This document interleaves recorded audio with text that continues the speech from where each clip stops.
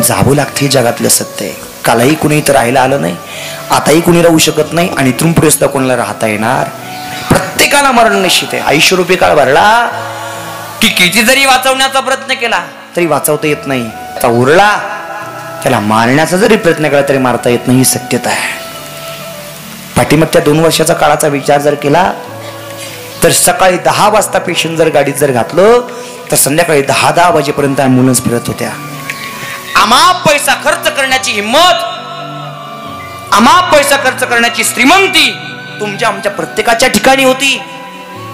पण एवढी श्रीमंती असताना सुद्धा, दंडौलत असताना सुद्धा, इस्टेट असताना सुद्धा जवळजवळचे सख्यातले सख्खे नातेवाईक आपण वाचू शकलो नाही. याचा अर्थ एकाच आहे, ज्याचा 80 रुपये काळ भरला त्याला किती जरी वाचवण्याचा प्रयत्न केला तरी वाचवता येत नाही. ज्याचा उरला त्याला मारण्याचा जरी प्रयत्न केला तरी मारता येत नाही.